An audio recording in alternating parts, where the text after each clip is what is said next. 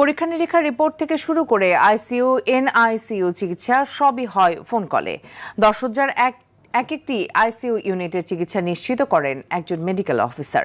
বিকেলে আসেন প্যাথোলজিস্ট ও রেডিওলজিস্ট। রাজধানীর উত্তরা থেকে পুরান ঢাকা বেশ কিছু বিশেষায়িত হাসপাতাল ঘুরে পাওয়া গেছে একই চিত্র। বিশেষজ্ঞরা বলছেন, এ ধরনের পূর্ণাঙ্গ হাসপাতালের বিশেষ বিভাগের জন্য থাকবে বিশেষজ্ঞ চিকিৎসক, প্যাথোলজিস্ট ও রেডিওলজিস্ট। চিকিৎসা সেবার মান নিয়ে রনি মজুমদারকে সঙ্গে নিয়ে মোহাম্মদ সায়েমের ধারাবাহিক প্রতিবেদনের আজ থাকছে চতুর্থ পর্ব। ছবি তুলেছেন নাজমুল হোসেন সাইমন। রাজধানীর মিডফোর্ড এলাকার ম্যাক্সএইড হাসপাতাল। এনআইসিইউর এই শিশুটির অবস্থার অবনতি হওয়ায় ডাক্তার নার্স সবাই এক বেডে। ফাঁকা পিআইসিইউ ইউনিট সহ অন্যান্য রোগীদের সেবা। হাসপাতালটির এনআইসিইউ ও পিআইসিইউর চিকিৎসা দিচ্ছেন একজন মাত্র মেডিকেল অফিসার। জানালেন, বিশেষজ্ঞ চিকিৎসকের ফোন কলেই দেওয়া হচ্ছে উন্নত সেবা। যে একটা বাচ্চা স্পেশালিস্ট তো কখনই কোনো হসপিটালই দেখবে না যে স্পেশালিস্ট দৌড়ে চলে আসবে। ওইটা আমাদের মতো জুনিয়র ডক্টরদের আমাদের ম্যানেজ করতে হয়। এবং ওভারফোন অবশ্যই, যেরকম একটা বাচ্চা একটু আগে স্যাচুরেশন ড্রপ করছিল, আমি তাকে আমবু করে এখন রিসাসিটেট করে স্টেবল করছি।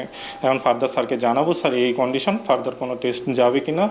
স্যার উনি আমাকে অর্ডার করবে, আমি ওই অনুযায়ী আর কি কাজ করব। আইসিইউতেও একই অবস্থা। আইসিইউ রেগুলার যে মেডিকেল অফিসার হিসেবে যেই সার্ভিসগুলো আমাদের দেওয়া, সেগুলো আমরা দিচ্ছি। আমাদের প্রফেসর বা কনসালটেন্ট যারা আছেন, তারা যেই রকম অর্ডার দেন বা করেন, সেইগুলো আমরা ফলো করি। আমাদের বিশেষজ্ঞ ডক্টর হলেন doctor Mohammad Mohsin sir.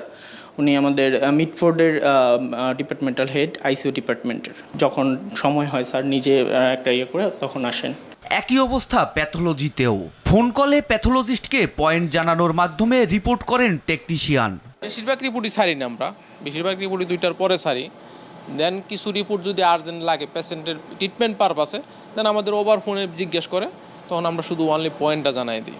Sir সরকারি চাকরি করে ম্যাক্সিমাম, ওনার অফিস টাইম করার পরে দেন অফিস 2টার পর থেকে ওনারা আমাদের সময়টা দেয়। বিশেষজ্ঞরা বলছেন, পূর্ণাঙ্গ একটি হাসপাতাল এভাবে পরিচালনা করার কোনো সুযোগ নেই। একজন বিশেষজ্ঞ ছাড়া আমরা ক্রিটিক্যাল কেয়ার, কিন্তু এটা খুবই বিশেষায়িত একটা চিকিৎসা পদ্ধতি। শুধুমাত্র একজন এমবিবিএস চিকিৎসক তার পক্ষে সামাল দেওয়া মুশকিল হয়। তবে একটা পূর্ণাঙ্গ হাসপাতালে অবশ্যই, যেখানে জরুরি রোগীর চিকিৎসা করা হয়, সেখানে সার্বক্ষণিকভাবে রেডিওলজিস্ট, প্যাথোলজিস্ট এবং মাইক্রোবায়োলজিস্ট যারা পরীক্ষার সাথে জড়িত, তাদেরকে থাকতে হবে। আইসিইউতে ভর্তি এসব রোগীর রোগ নির্ণয়ের পরীক্ষা নিরীক্ষা কি শুধু বিকেলেই দরকার হয়? আর তাদের শারীরিক অবস্থার অবনতিও কি শুধু বিকেলেই ঘটে? উন্নত চিকিৎসা সেবার এমন দৃশ্য দেখে এমন প্রশ্ন সামনে আসে। মোহাম্মদ সায়েম, RTV, ঢাকা। এবারে ইরান